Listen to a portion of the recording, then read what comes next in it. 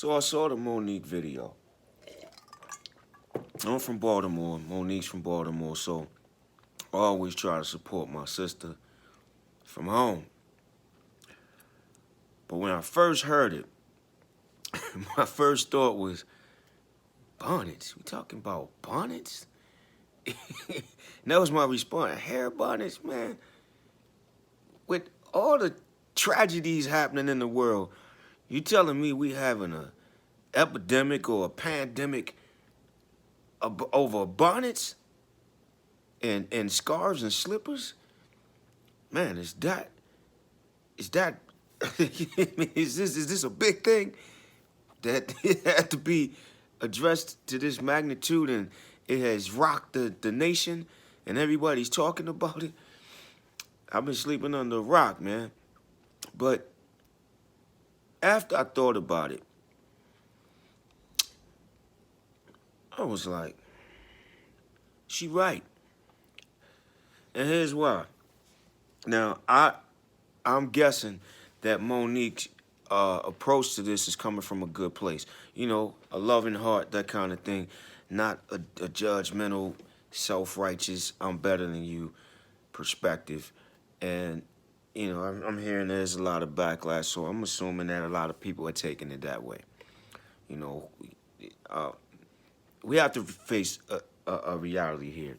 There's a couple points I want y'all to take away from this.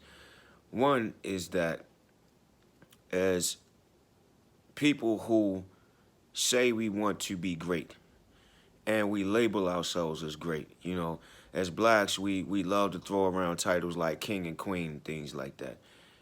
But we have to be able to do queen things as a female and king things as a man. Just throwing around titles doesn't really designate you to a position. We have to embrace those titles as a representation of who we really are in character and action. And we have to put that action into practice and be who we say we are. And there's another side to this. We have been fighting for certain things, and we should get what's rightfully ours if justice prevails. That's how it should be. You shouldn't have to beg and fight for something that belongs to you, especially equality, respect, and being treated as a human being. That shouldn't have to be fought for. But I'll say this, man, and we can't change it. It is the way it is. Some things you just can't change, you know, as they say, choose your battles, right? We got to choose our battles. So some people would say, I can dress how I want to, they need to respect me, or, you know, F them if they don't like it, that kind of thing. And I've heard all that. But that, you know, is that really how you feel? Or do you really want what you really want? If you really want what you really want, then you have to prepare yourself to receive it. And you have to prepare yourself to present yourself in a manner that's suitable for obtaining it. There's not many places where you can demand respect or, you know, get what you want out of life. Have people to stand at attention and when you walk into the room and recognize you and have that gleam of respect in their eye.